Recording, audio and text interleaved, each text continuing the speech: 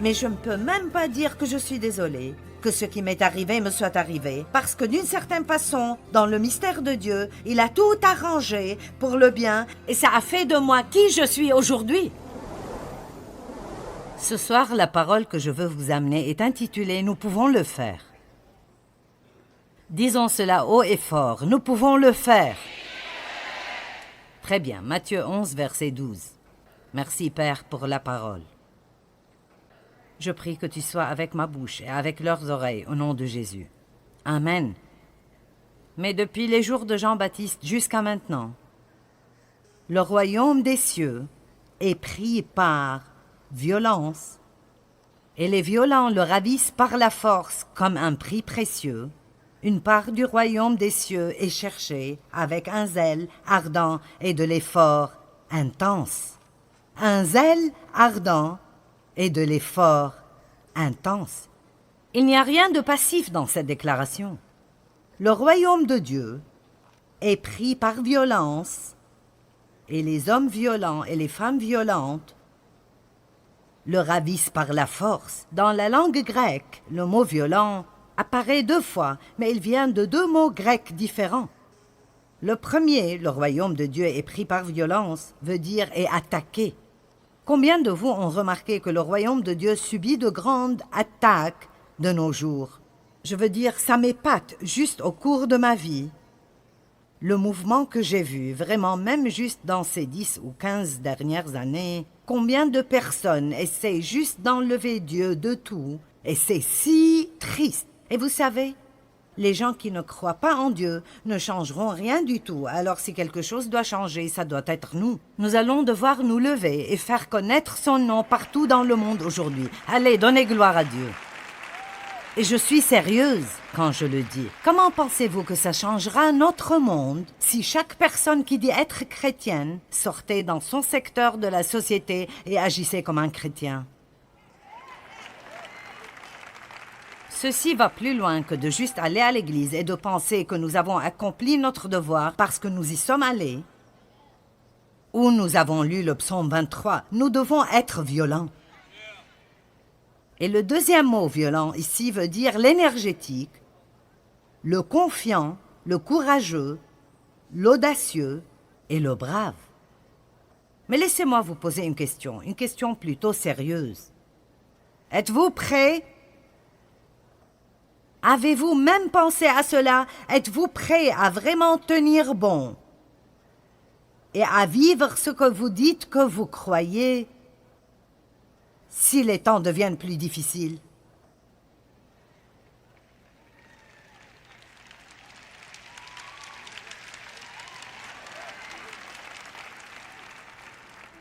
Et je sens que Dieu est en train de chuchoter dans mon cœur. Tu dois commencer à préparer les gens. Ce ne sont pas de mauvaises nouvelles et des nouvelles menaçantes. Ce n'est pas « Oh, nous devons tous errer et avoir peur ». Nous n'avons pas besoin d'avoir peur de quoi que ce soit.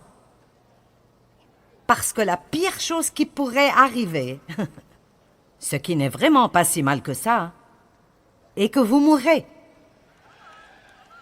Et si je lis ma Bible correctement, vivre c'est Christ et mourir un gain. Alors, nous n'avons pas besoin d'avoir peur de mourir. La peur de la mort paralyse les gens, mais la vérité est que la mort n'est pas une mauvaise chose. Ce qui est mauvais est si vous ne mourrez pas en Christ.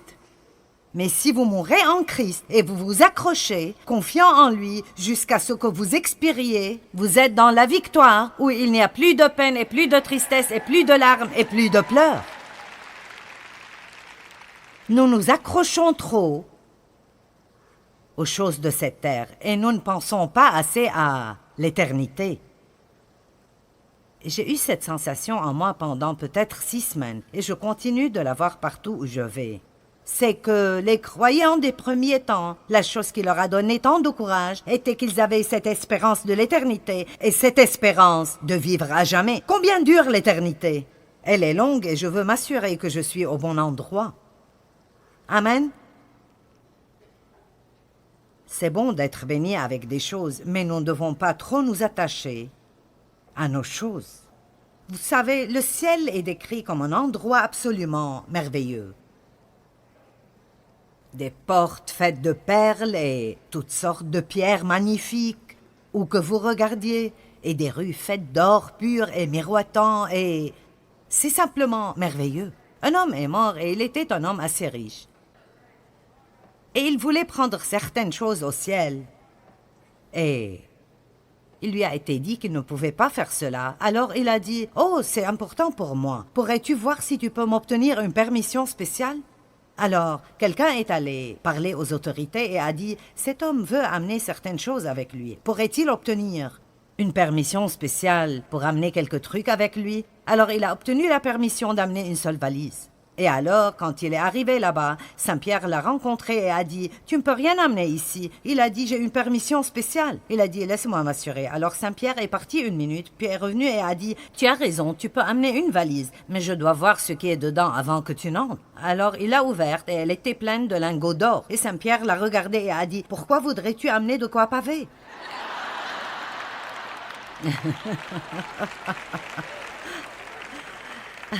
Allons, ce que nous adorons ici, nous allons marcher dessus là-bas. Amen. Je pense que nous allons avoir besoin d'être courageux et vous devez être prêts à prendre position si vous êtes les seuls que vous connaissez qui sont prêts à prendre position. Nous devrons peut-être être prêts à perdre des amis. Ou bien être prêts à perdre votre travail parce que vous refusez de compromettre votre intégrité et vos normes morales pour garder ce travail. Allez. Et je suppose que je veux juste penser, sommes-nous prêts? Sommes-nous préparés? Et je pense que ceux de nous qui sont appelés à enseigner dans le corps de Christ doivent s'assurer que nous prêchons un message encourageant et édifiant et merveilleux qui remplit les gens d'espérance. Mon nouveau livre qui sort le printemps se rapporte à l'espérance. Continuez à espérer, j'aime beaucoup l'espérance. Je crois que nous devons tous avoir l'espérance, mais je ne veux pas que vous ne soyez pas préparés.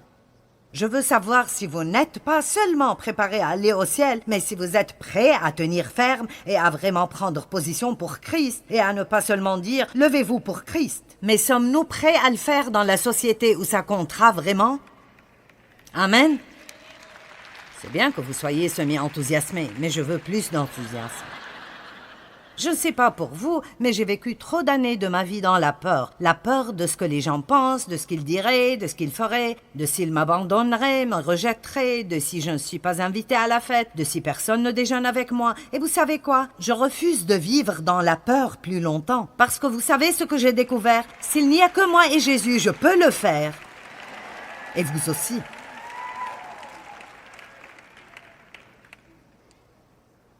Romains 5, 17 dit que nous allons régner comme rois dans la vie à travers Jésus.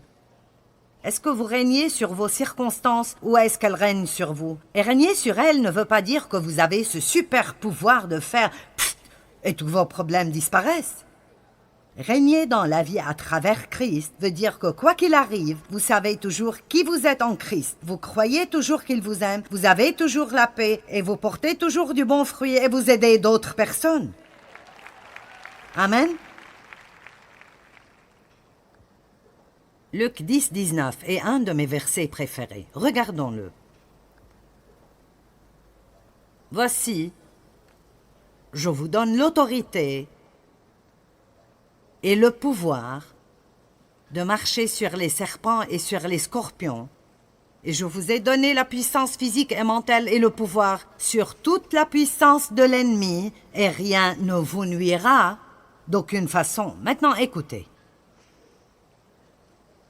Le diable a de la puissance, mais nous avons de la puissance et de l'autorité. Allez, il y a de la puissance, mais nous avons quelque chose qu'il n'a pas. Nous avons l'autorité au nom de Jésus. Et la seule autorité qu'il a dans nos vies est ce que nous lui donnons à travers le manque de foi. Tant que nous croyons la parole de Dieu, quoi que nous voyions, quoi que nous pensions, quoi que nous ressentions, Dieu travaille dans nos vies et nous avons déjà gagné la bataille. Maintenant, c'est très important pour moi que quand vous partez d'ici, j'ai un but. Je veux que vous sortiez de ces portes en croyant que vous soyez vraiment confiant à l'intérieur, que quoi que vous ayez besoin de faire dans votre vie, quelles que soient les tempêtes inattendues qui viennent, quelles que soient les surprises que vous n'attendez pas, même si vous n'obtenez pas tout ce que vous voulez, vous vivrez avec une attitude toute nouvelle et c'est que je peux faire tout ce que j'ai besoin de faire à travers Christ qui est ma force. Je peux faire tout ce que j'ai besoin de faire à travers Christ qui est ma force. Je peux être un parent célibataire et élever mes enfants et en fin de compte, ils seront de bons enfants. Je peux avoir un nouveau commencement. Je peux échouer et recommencer. Je peux faire des choses difficiles, je peux perdre du poids, je peux récupérer ma santé, je peux me remettre en forme, je peux faire le ménage chez moi, je peux sortir des dettes, je peux faire tout ce que Dieu veut que je fasse à travers Christ qui est ma force. Combien d'entre vous pensent que parfois nous sommes juste vaincus beaucoup trop facilement? Vous savez, nous nous plaignons si, je ne sais pas, notre appartement n'est pas une maison et si notre voiture n'est pas nouvelle, et si nous n'avons pas de nouveaux costumes pour la fête, et nous lisons la Bible, et nous voyons les chrétiens en ce temps, ils étaient jetés au lion et ils étaient plus heureux que la plupart d'entre nous. Amen. Et vous savez, d'un côté c'est drôle, mais en même temps c'est triste. Nous sommes ici ce soir en train de nous amuser et de parler de combien Dieu est bon, mais il y a des gens dans le monde qui sont en train d'être tués. Maintenant, aujourd'hui, dans ce monde, c'est possible que ce soir, alors que nous sommes là, ils doivent prendre position et dire « Je ne fléchirai pas les genoux, je me tiendrai fermement, je crois en Jésus. » Amen. Et vous ne devez pas avoir peur de cela, parce que tout ce dont nous devons faire, Dieu nous donnera la grâce de le faire. J'ai entendu une histoire une fois à propos de 2 hommes qui allaient être brûlés au bûcher le jour suivant. Et l'un d'eux était un vieil homme qui était très proche de Dieu. C'est étonnant combien la peur disparaît dans votre vue, plus vous avez de l'expérience avec Dieu. Et l'autre était un croyant plus jeune. Et ils aimaient Dieu, mais cet homme plus âgé avait beaucoup...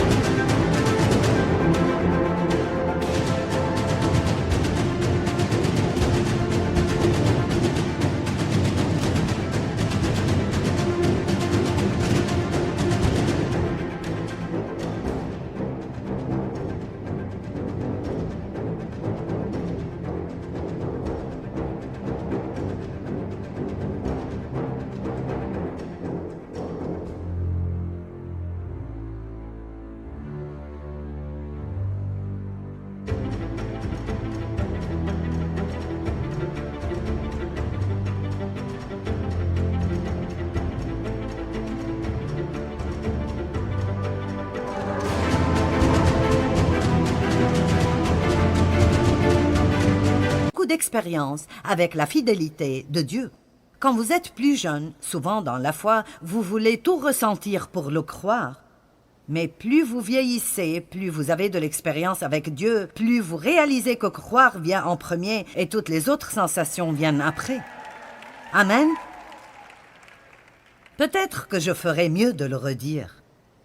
Quand nous sommes plus jeunes en le Seigneur, nous dépendons plus des sensations. Mais le moment vient dans notre marche avec Dieu où il ne nous laissera plus avoir cette relation basée sur les sensations. Et parfois, vous vous demandez « Pourquoi est-ce que je ne ressens plus Dieu? Où est Dieu? Qu'est-ce que c'est que ça ?» Eh bien, c'est le moment de grandir et de croire ce que la parole dit, que nous le ressentions ou pas. Et alors, plus vous grandissez en Dieu, plus vous réalisez que croire vient toujours en premier, et puis tout le reste vient après cela. Qu'il te soit donné d'après la mesure de ta foi, dit la parole de Dieu.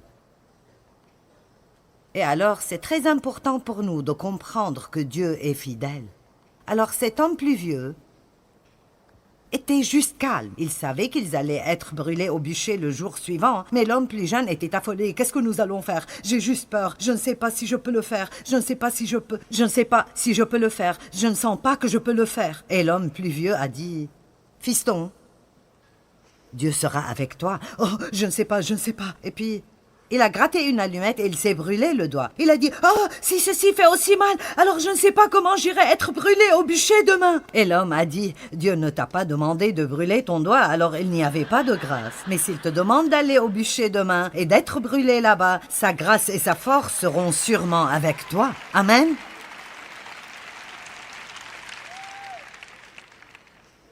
Ne vivons pas dans la peur. La Bible dit que dans les derniers jours, les cœurs des hommes succomberont à la peur. Mais prenons une décision. Je ne laisserai pas la peur être le facteur qui règne dans ma vie. Amen. Maintenant, nous allons voir une photo d'une femme qui est devenue très célèbre. Son nom était Rosie et on l'appelait Rosie la riveteuse. Pouvons-nous projeter cette image? Et je ne suis pas Rosie, mais ça vient. La voici. Maintenant, vous savez, c'est une image emblématique. Tout le monde la reconnaît. Elle est de la Seconde Guerre mondiale. Et elle dit vraiment quelque chose sans rien dire. C'est comme « Oui, nous pouvons le faire. » Alors, j'ai commencé à m'entraîner quand j'avais à peu près 62 ou 63 ans. C'est un peu tard dans la vie pour commencer, mais j'ai fait faire cela et je l'ai mis sur le mur où je m'exerce.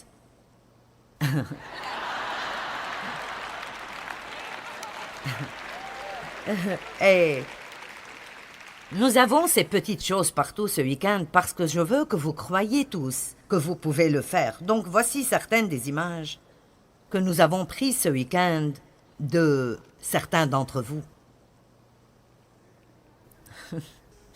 Vous chercherez pour voir si vous vous trouverez là-dedans. Rosie la riveteuse était l'image emblématique qui a été utilisée pour recruter des femmes dans l'industrie des munitions pendant la Seconde Guerre mondiale. Et j'ai fait assez de recherches sur cela parce que c'était vraiment un temps magnifique. Il y a eu d'autres images comme celle-là, mais celle-ci est devenue la plus célèbre. Un riveteur était une personne qui opérait la machine à riveter. Et c'était un travail qui serait absolument sans précédent pour une femme à cette époque. Au moment où la Deuxième Guerre mondiale est terminée, et je vous donnerai juste des chiffres ronds ici, nous avons produit près de 300 000 avions, 103 000 chars d'assaut et canons automoteurs, 372 000 pièces d'artillerie, 47 millions de tonnes de munitions pour l'artillerie, 87 000 bateaux de guerre, 44 millions de balles pour armes de petit calibre, des munitions. Time Magazine a appelé la production un miracle et elle ne serait pas arrivée sans les femmes. La plupart des hommes étaient au front et les femmes n'avaient pas d'autre choix que de se lever et de faire quelque chose qu'elles n'avaient jamais fait auparavant, quelque chose qu'elles ne savaient pas faire, quelque chose que personne ne pouvait croire qu'elles pouvaient le faire, mais ensemble, elles l'ont fait et c'est comme ça que cette affiche est apparue. Nous pouvons le faire. Amen. Mon message pour vous ce soir est que nous pouvons le faire. Mais c'est un peu différent que vous le pensez, oui. Si nous nous unissons, nous pouvons faire des choses extraordinaires. Mais je veux vous donner un nouveau nous. Votre nous et mon nous est le Père, le Fils, le Saint-Esprit et moi. Tout le monde dit mon nous est le Père, le Fils, le Saint-Esprit et moi. Nous devons réaliser que nous avons toujours une équipe avec nous, Dieu le Père, Jésus le Fils, le Saint-Esprit et tous les anges dont la Bible nous dit qu'ils sont avec nous tout le temps pour nous protéger et nous éloigner du mal. Nous faisons partie d'un grand groupe. Et donc, nous n'avons pas besoin de vivre dans la peur. Il vous confiera à ses anges pour qu'ils vous protègent et vous défendent dans toutes vos manières d'obéissance et de service. Vous savez, ma mère vivait dans la peur de mon père. Si vous avez entendu mon histoire, vous savez que j'ai été abusée sexuellement par mon père et... Je veux dire, il était très méchant et il l'a maltraitée. Il l'a frappée régulièrement. Il a pratiquement détruit la vie de mon frère. Et ma mère savait ce qu'il me faisait et elle ne faisait rien à ce propos. Et ça m'étonne toujours qu'elle ne faisait rien du tout. Ça m'étonne qu'elle ait pu ne rien faire. Mais vous savez pourquoi elle ne faisait rien? Elle avait peur de ne pas pouvoir s'occuper d'elle-même si elle ne l'avait pas. Et pour moi, c'était une des choses les plus tristes. Et je ne pense pas qu'il y ait quelque chose qui m'exaspère autant que les gens qui donnent des excuses à propos de ce qu'elles ne peuvent pas faire. Et c'est en partie la raison pour laquelle je suis comme je suis et pour laquelle je m'emporte un peu tout le temps. Mais écoutez, vous pouvez faire tout ce que vous devez faire à travers Christ qui vous fortifie. Vous dites, eh bien, peut-être que ta mère n'était pas chrétienne. Ce qui est intéressant est que ma mère était une croyante, mais elle était une croyante qui ne croyait pas.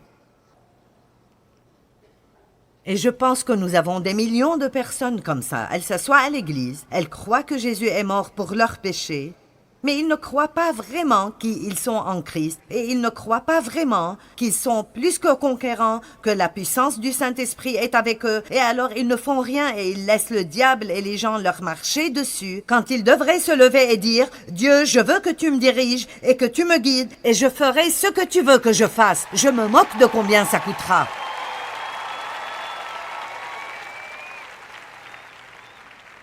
Ma mère a fini par avoir une maladie mentale à cause de la culpabilisation et de la peur.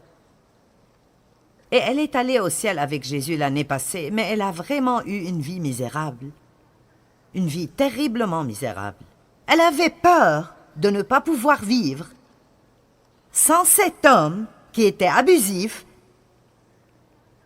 et méchant et odieux. Et Dieu merci, il a été sauvé avant de mourir, alors il est devenu un peu plus doux. Mais ce que je veux dire est qu'elle pensait qu'elle ne pouvait pas vivre sans quelqu'un qui la rendait misérable. Laissez-moi vous dire quelque chose. Les dames, vous devez dépasser la peur de l'homme. Votre vie ne doit pas être manipulée ou contrôlée par ce que quelqu'un fera ou ne fera pas, ou ce qu'il pensera ou dira. Nous laissons trop de ces choses contrôler et diriger notre destinée. Et c'est indu de faire cela. Et j'appelle les gens qui diront « Je commencerai à suivre la direction du Saint-Esprit. » Je me moque de si je n'ai aucun ami dans ce monde entier ou si personne au monde n'est d'accord avec moi. Je veux être ce que Dieu veut que je sois et faire ce qu'il veut que je fasse.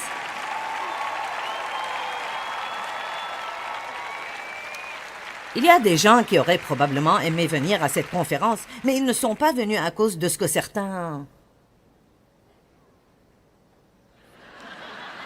J'essaie de trouver un mot qui ne serait pas grossier, mais je ne peux pas. Certains de leurs amis, plutôt gandés, difficiles et religieux, pourraient penser. Ils me regardaient en cachette à la télé, mais ils n'aimeraient pas être attrapés avec nous. Allez, nous ne pouvons pas nous faufiler dans la victoire. Si nous voulons vraiment avoir la victoire, alors nous devons nous lever et agir comme si nous croyons vraiment que Jésus est vivant et être déterminés d'avoir la vie qu'il veut que nous ayons. Nous pouvons le faire. Nous pouvons faire tout ce que nous avons besoin de faire. Ces femmes dans la Deuxième Guerre mondiale, c'était en temps de guerre. Puis-je vous dire quelque chose? Nous sommes en temps de guerre. Nous sommes en guerre maintenant. Nous sommes en guerre contre le diable. Nous avons la guerre contre nos pensées. Nous avons la guerre contre nos émotions. Il y a la guerre contre nos enfants. Il y a la guerre contre le concept et l'idée en entier de Dieu comme créateur. Partout où vous regardez, il y a la guerre contre tout ce qui est bon et moral et droit. Et une fois de plus, ce ne sont pas les non-croyants qui changeront la situation, ce doit être nous. La vérité est que chacun d'entre nous devrait sortir, chacun dans notre petite partie de la société, et d'être ce que nous déclarons être, et d'agir comme si nous croyions ce que nous disons que nous croyons. Je ne demande à personne d'aller faire une émeute, je vous demande juste de sortir et d'agir comme un chrétien. Nous n'avons pas à nous excuser pour le fait de croire en Dieu. Nous ne devons pas être odieux à ce propos et marcher au bureau chaque jour en priant, en marmonnant et en ayant une attitude religieuse et orgueilleuse, mais nous devons être audacieux dans notre foi. Amen. On est en guerre. Les armes de notre guerre ne sont pas charnelles, mais elles sont puissantes pour la destruction des forteresses. Nous sommes dans une guerre morale aujourd'hui. Laissez-moi vous poser une question. Où sont les Daniel, les Shadrach, les Meshach et les Abednego? Où sont les Esther et les Ruth et les gens comme ça? Où sont les Joseph qui iraient en prison plutôt que de compromettre leur moralité? Daniel qui est allé dans la fosse aux lions plutôt que de se prosterner devant un roi méchant, Shadrach, Meshach et Abednego, qui sont allés dans la fournaise de feu, et ils ne sentaient même pas comme de la fumée. Vous voyez, nous avons peur de passer par des choses, mais la vérité est que les choses par lesquelles nous passons nous rendent plus forts. C'est vrai, elles nous rendent plus forts. C'est pour cela que je ne peux plus dire « Oh, si seulement je n'avais pas subi l'abus de mon père !» Et ça paraît fou pour quelqu'un qui n'a peut-être pas encore eu cette expérience avec Dieu, mais quand j'ai commencé, si seulement je n'avais pas été abusée, eh bien, si j'avais juste eu de meilleurs parents, alors j'aurais pu faire quelque chose. Et j'ai finalement été fatiguée de faire cela, et j'ai regardé la parole de Dieu, et j'ai découvert que je pouvais avoir une bonne vie quand même. Mais même alors, pendant des années, c'était comme, eh bien, si seulement je n'avais pas subi d'abus. Vous savez, s'il n'y avait juste pas ce point difficile.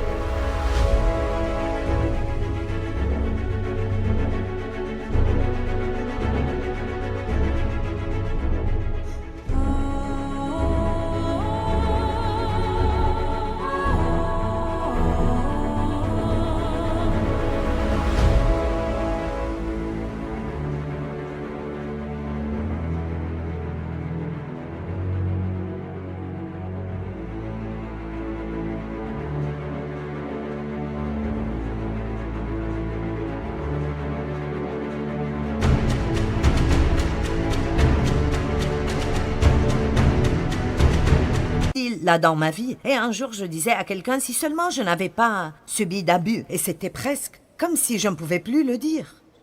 Ce n'était plus juste du tout. Et j'ai arrêté et j'ai pensé, tu sais quoi?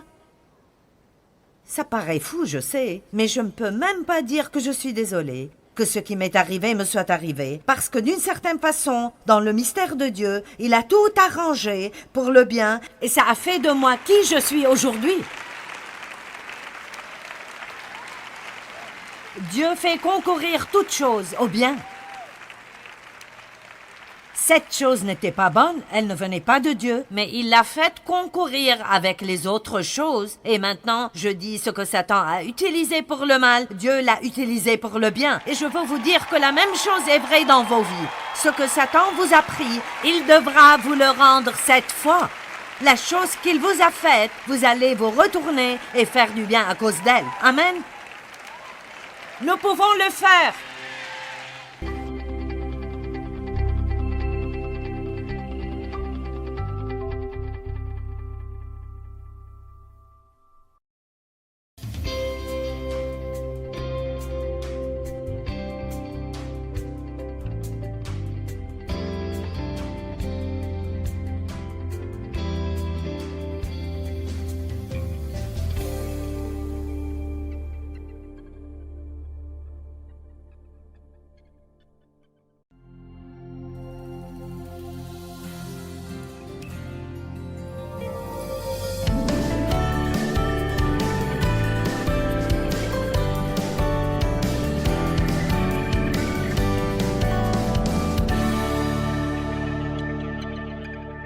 Hier, nous avons essayé d'établir une fondation sur le fait que Satan commence si tôt dans nos vies à essayer de construire des forteresses dans nos pensées, ce qui veut dire qu'il nous ment dans certains domaines et s'enracine dans nos pensées ou enracine ses mensonges et ses idées dans notre pensée.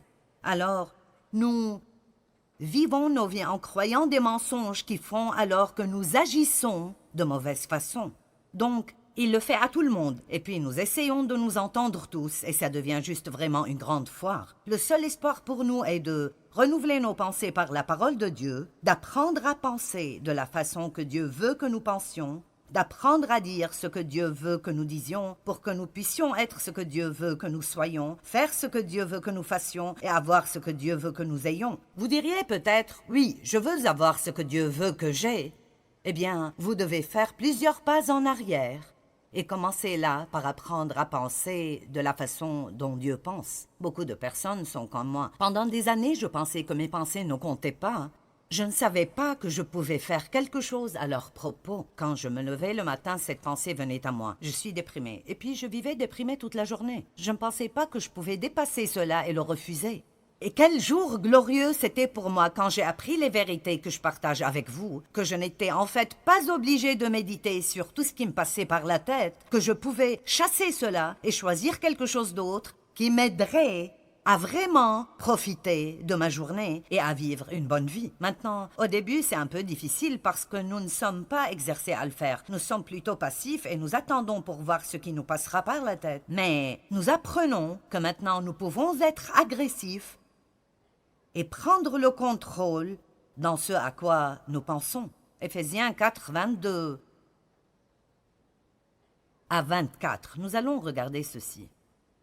Débarrassez-vous de votre ancienne nature.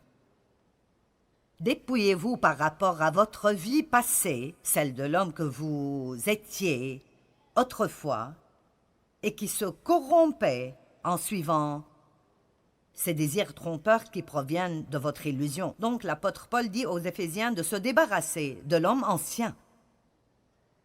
Nous savons que la Bible dit que si un homme est en Christ, il est une nouvelle création. Les choses anciennes disparaissent et toutes choses deviennent nouvelles.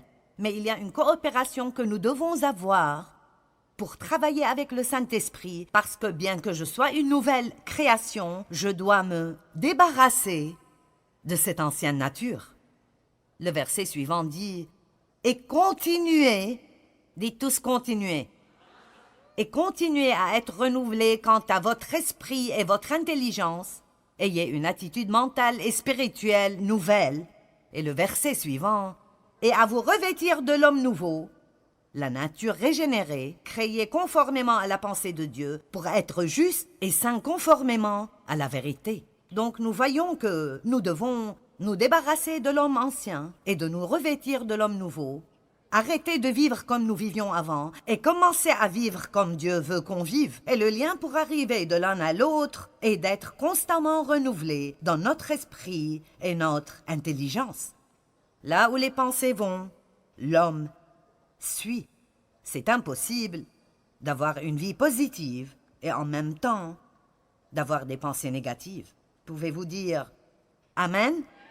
Ça ne marchera simplement pas, n'est-ce pas? Eh bien, aujourd'hui, ce que je veux vous enseigner est quand est-ce que vos pensées sont normales?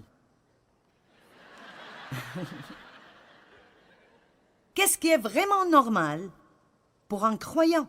Vous voyez, ce qui est normal pour le monde est presque toujours anormal pour nous quand nous le voyons à travers l'économie de Dieu. Vous savez, il y a une économie du monde, mais il y a l'économie de Dieu. Le monde vit d'une certaine façon, mais nous sommes supposés vivre d'une autre façon. Vous savez, le monde s'inquiète, mais nous pouvons prier. Alors, nous ne voulons pas prier et nous inquiéter parce que nous serons en train de vivre dans ces deux mondes. Alors, nous devons apprendre quand est-ce normal. Ce n'est pas normal de s'inquiéter en tant que chrétien, mais vous direz plutôt, si c'est normal de s'inquiéter, eh bien, ça ne devrait pas l'être pour vous. Pour vous, ça devrait plutôt être, eh bien, ça ne paraît pas être bon. Je ne me sens pas bien avec. Ça ne me va pas du tout. Est-ce que certains d'entre vous ont essayé de se vêtir de quelque chose et ont trouvé que vous avez quelques kilos de plus aujourd'hui que la dernière fois que vous l'avez essayé? Et c'était vraiment étroit. Et vous avez essayé de les mettre de toute façon. Et ça vous a rendu misérable toute la journée. Est-ce que vous avez déjà eu cette expérience? D'accord. Eh bien, c'est ce à quoi ça ressemble quand nous essayons de porter quelque chose et nous laissons nos pensées être dans des conditions qui ne nous vont plus en tant que chrétiens. Il y a des choses qui, quand vous devenez chrétien, ne vous vont simplement plus du tout. Elles ne vous vont plus du tout. Peut-être qu'un non-croyant pourrait avoir cette attitude et se vêtir de cette attitude, mais ce n'est plus du tout pour vous. Ça ne vous va pas. Eh bien, c'est plutôt intéressant parce que quand vous grandissez spirituellement, vous commencez à savoir cela et vous vous débarrassez de ces attitudes. Et comme j'ai personnellement maturé à travers les années, une des choses que je ne ferai plus est de me vêtir de quelque chose qui me gêne. Je ne peux pas le supporter, ni physiquement, ni spirituellement. Alors, quand est-ce que votre pensée est normale? Comment devez-vous penser en tant que chrétien? Eh bien, tout d'abord, je pense que les chrétiens sont supposés avoir un esprit décidé. Nous devons savoir comment savoir ce que nous voulons faire, prendre une décision de le faire et ne pas la changer chaque quelques secondes. Colossiens 3, 2. Décidez de vous attacher aux choses d'en haut et non à celles qui sont sur la terre, car vous êtes morts et votre vie est cachée avec Christ en Dieu. Décidez de vous attacher, décidez de vous attacher, décidez de vous attacher, et non pas décider et changer d'avis, décider et changer d'avis. Vous pouvez décider que vous allez faire le ménage chez vous et ne laissez rien changer ça. Quand quelqu'un appelle et dit « Allons faire du shopping », vous pouvez dire « Non, j'ai décidé, je vais faire le ménage chez moi ». Quelqu'un vous appelle et dit « Allez, je t'invite à déjeuner ». Non, j'ai fermement décidé et je vais faire le ménage aujourd'hui. La seule façon pour nous d'accomplir ce que nous voulons vraiment accomplir dans la vie, la seule façon d'être honnête avec notre être véritable et de suivre les désirs véritables de notre cœur est de tourner nos pensées dans la direction que nous désirons suivre. Où voulez-vous finir dans la vie? Concentrez-vous sur cela et cessez de changer d'avis à chaque fois que quelque chose arrive. C'est merveilleux la victoire que vous pouvez avoir. Si vous prenez une décision, si Dieu nous a dit de le faire, c'est qu'on peut le faire. Les gens me demandent plein de questions intéressantes, mais l'une de celles qu'on me demande est « Que penses-tu de tous les voyages que tu dois faire pour faire ce que tu fais ?» Et je dis « Je ne sais pas, je n'y pense vraiment pas. Je ne peux pas vous dire ce que je pense de cela. Ce serait dangereux pour moi de penser à ce que je ressens. Parce que si je le fais assez tôt, je ne voudrais peut-être plus le faire. Alors je n'y pense pas. Pourquoi? Parce que j'ai déjà pris la décision de faire tout ce que Dieu veut que je fasse tant que j'ai un souffle de vie. Et je ne pense pas à ce que ça me coûterait, ou je dois faire très attention si je commence à penser à combien c'est difficile, et je le fais de temps en temps si je suis vraiment fatiguée. Donc, j'ai appris certaines choses à travers les années, et l'une de ces choses est que vous devez prendre une décision et ne pas même jouer avec ceci. J'ai décidé, il y a à peu près 6 ans, que j'avais besoin de commencer à m'exercer. C'est quelque chose que je n'avais jamais fait dans ma vie. Je ne voulais pas le faire, je ne pensais pas avoir le temps, je ne voulais pas de douleur. Je ne voulais rien de cela. Mon mari s'exerce depuis plus de 50 ans, et c'est l'une des raisons pour lesquelles il est vraiment en forme. Eh bien, un jour, je me suis regardée dans le miroir, et en quelque sorte, tout ce qui était ici auparavant était allé autre part. Et en fait, pour moi, j'ai senti que c'était comme si j'avais reçu une vraie révélation de Dieu, que si tu veux être forte dans le dernier tiers de ta vie, et si tu veux finir ce que je t'ai appelé à faire, alors c'est quelque chose que tu dois faire. Tu dois le faire. Merci. Mais ça va plus loin que de paraître en forme. Il s'agit d'être en bonne santé. Et vous savez, nous avons toutes ces articulations parce que nous sommes supposés bouger. Nous ne sommes pas supposés vivre sur le canapé ou nous asseoir sur une chaise ou devant la télé. Nous sommes supposés bouger. Alors je vous encourage à être actifs dans la louange parce que pour certains d'entre vous, c'est tout le mouvement que vous faites. C'est là que je veux en venir. Des gens me disent « Je n'aime pas m'exercer, je ne peux pas supporter d'aller à la gym, je n'aime pas cela du tout. » Vous savez, je pense que j'aime cela. Je n'en suis pas vraiment sûre, j'y vais simplement. J'ai pris la décision, j'y vais. J'y vais lundi, mercredi et vendredi. Mais si j'ai une conférence, j'y vais lundi, mardi et mercredi. Au début, j'ai dit, tu ne peux pas y aller 3 jours de suite. Et puis j'ai pensé, eh bien pourquoi pas? Je fais d'autres choses 3 jours de suite. Je survivrai si je m'exerce 3 jours de suite. C'est incroyable les choses que votre pensée vous dit et qui vous arrêteront de faire les choses que Dieu veut que vous fassiez. Alors je vous le dis, décidez ce que vous voulez faire et arrêtez d'y penser jusqu'à la mort. Le premier type de pensée qui est normal d'avoir pour le croyant est une pensée décidée. Nos pensées doivent être complètement renouvelées. Maintenant, dans Philippiens chapitre 2, verset 5, c'est un passage très intéressant. Il dit que « Ayez en vous les sentiments, l'attitude et la pensée humble qui... »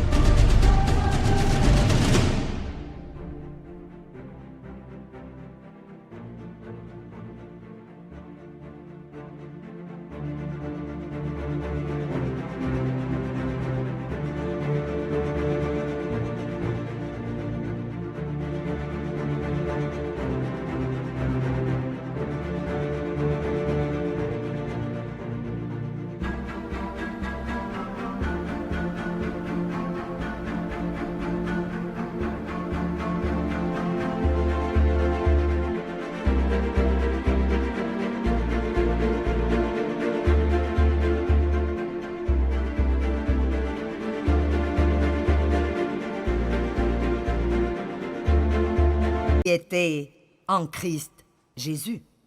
1 Corinthiens 2,16 dit que nous avons la pensée de Christ, que nous avons sa pensée, ses intentions et ses buts. Avoir la pensée de Christ, ça veut dire que quand vous êtes né de nouveau, vous obtenez aussi une nouvelle pensée spirituelle, mais vous gardez votre vieille pensée charnelle. Romains 8,5 dit « Car ceux qui sont selon la chair ont leur pensée aux choses de la chair, mais ceux qui sont selon l'esprit aux choses de l'esprit. » Et après, il dit la pensée de la chair est la logique et la raison sans le Saint-Esprit. Qu'est-ce que la pensée de la chair? C'est quand je commence à raisonner et à regarder les choses de la manière dont le monde les regarde, sans permettre au Saint-Esprit de donner son avis.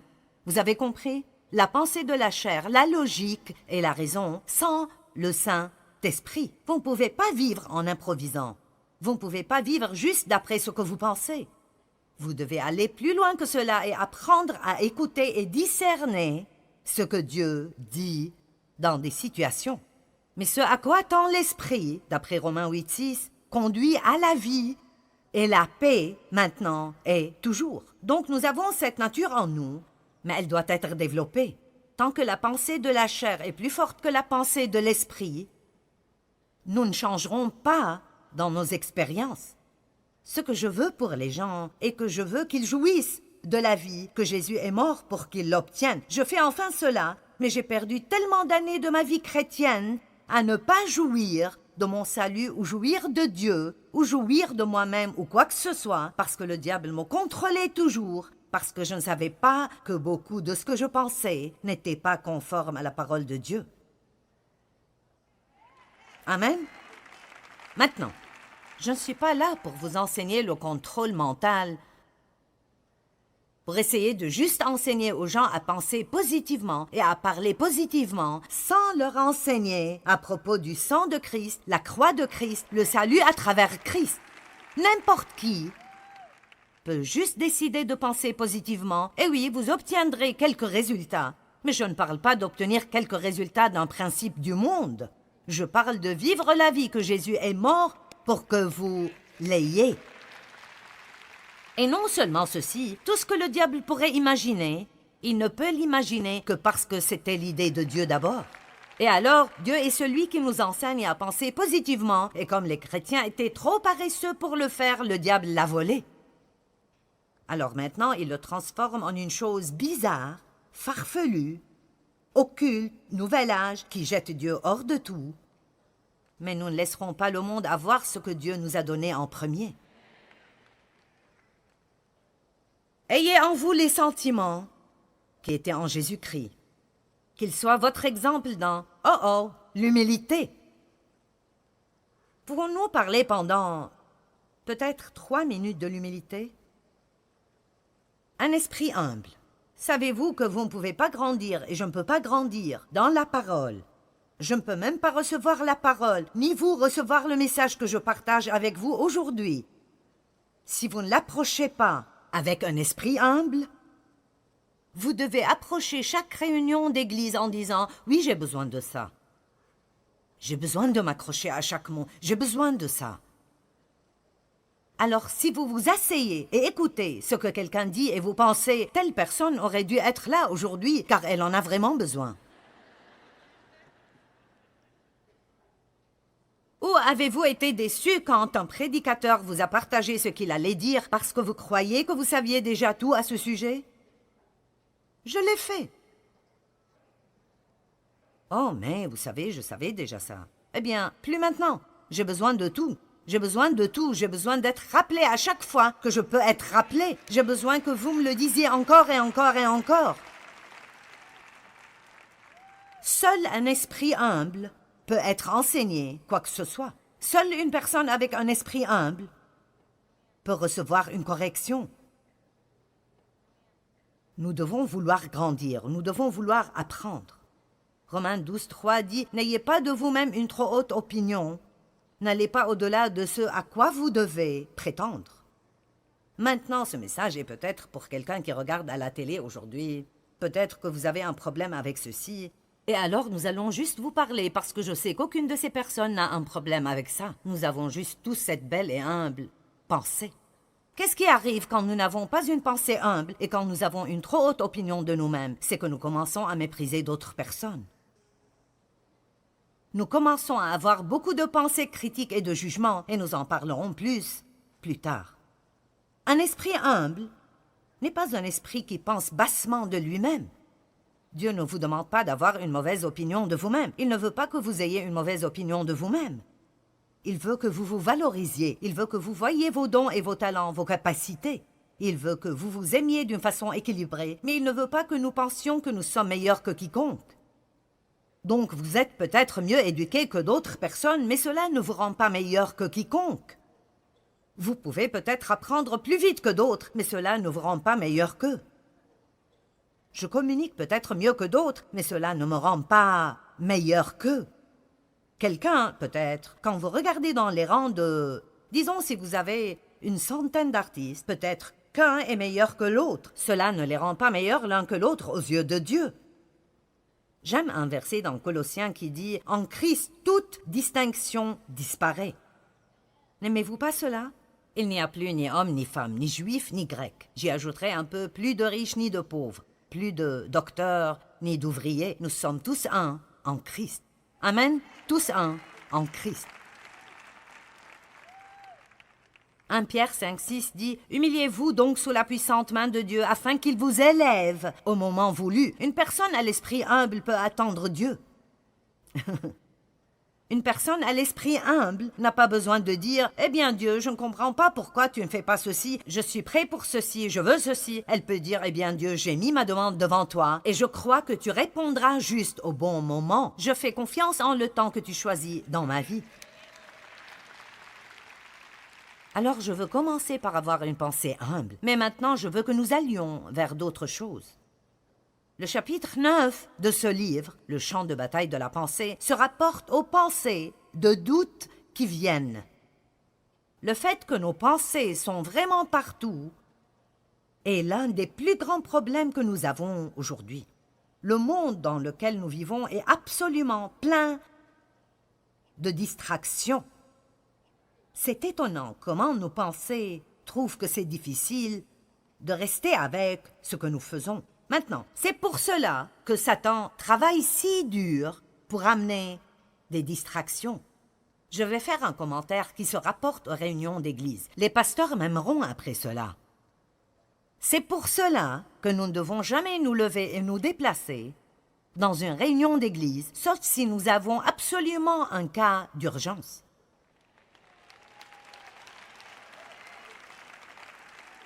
Et je ne veux blesser personne quand je dis ceci, mais honnêtement, si vous n'avez pas un besoin urgent, c'est vraiment simplement très égoïste. Et vous ne réalisez probablement pas cela, mais voici ce qui arrive. Notre sœur Brown, au milieu de la rangée 14, décide qu'elle a besoin d'un verre d'eau. Alors, elle se lève, « Excusez-moi, excusez-moi. » Tout le monde derrière la regarde partir, et puis elle la regarde quand elle revient.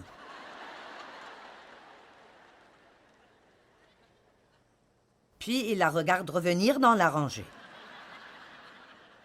Et le pasteur est là où, si ça arrive à l'une de mes conférences, je suis là, je partage mon cœur avec les gens, j'essaie de changer leur vie à travers une parole, j'ai passé des heures et des heures à étudier et à me préparer, et maintenant tout le monde de la rangée 14 jusqu'au fond est parti prendre un verre d'eau avec notre sœur Brown. Ils ont admiré son chapeau, ils n'ont pas aimé ses habits. Ils l'ont regardé qu'elle y allait alors qu'elle revenait. Ils se sont tous demandé où elle va et qu'est-ce qu'elle fait. Nous vivons dans une ère de distraction. Conduire sur l'autoroute est comme conduire dans une encyclopédie. Savez-vous combien de publicités sont là, devant nous, dans un trajet de 5 minutes en voiture? Nous ne pouvons plus profiter du paysage parce que partout où nous regardons, il y a quelque chose d'autre. Quelque chose est en train d'être promu. Je me souviens de quand la télé était si simple. La première émission que j'ai visionnée était Howdy Doody. Ça vous montre que j'étais là quand les télés sont apparues. Et vous aviez peut-être une pub je ne sais pas, une publicité de 30 secondes au milieu de l'émission, et c'était tout. Maintenant, dès que vous commencez à être intéressé...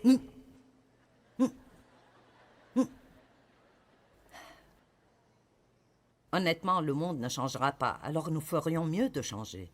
Et l'un de mes objectifs, et je travaille sur cela depuis un moment, parce que j'ai des problèmes dans cette région aussi, j'ai une pensée très chargée. Et je trouve cela défiant de me concentrer sur ce que je fais. Mais je travaille avec Dieu sur cela depuis un moment, et je travaille toujours dessus parce que nous nous fourrons dans beaucoup de troubles, et nous manquons beaucoup de choses que Dieu a pour nous parce que nous ne nous concentrons pas sur ce que nous faisons. Savez-vous combien vous pouvez apprendre si vous pouvez vraiment vous concentrer et absorber chaque mot qui est dit? Il y a à peu près 6 semaines, j'ai trébuché sur des marches faites en pierre et je me suis blessé le bras. J'ai toujours des cicatrices ici à cause de cela. Je me suis fait mal au genou et je me suis cassé le gros orteil. Maintenant, je suis passé par beaucoup de peine. Pendant beaucoup de temps, j'ai dû aller chez le podologue, j'ai dû faire ceci, j'ai dû faire cela, juste parce que comme je montais les marches, je ne pensais pas aux marches. J'étais déjà à la cuisine faisant ce que j'allais faire quand j'allais y arriver. Ma famille doit vraiment faire attention à moi parce que je suis d'habitude une étape plus loin que là où je suis. Et l'autre jour, je conduisais jusqu'à notre... Quelqu'un d'autre conduisait, j'étais à l'arrière et nous allions à la subdivision. Et j'ai commencé à penser à ce que j'allais faire quand j'arriverais à la maison. Et j'ai commencé à sortir de la voiture alors que nous étions encore en route. Donc, beaucoup d'accidents arrivent parce que nous ne nous concentrons pas sur ce que nous faisons. Alors commençons à prier, que Dieu nous aide vraiment à apprendre comment nous concentrer plus et mieux, parce que nous avons vraiment besoin d'apprendre comment jouir de ce que Dieu nous donne. Dans la vie, nous devons être capables de nous concentrer. Nous ne comprenons pas les choses si nous ne nous concentrons pas. Vous entendez souvent que méditer sur la parole de Dieu aide beaucoup dans le renouvellement de votre pensée. Mais qu'est-ce que ça veut dire de méditer? Ça veut vraiment dire de simplement penser à quelque chose encore et encore, d'y réfléchir dans votre pensée et même de le murmurer à voix basse. En d'autres termes, pas à voix haute, juste en murmurant.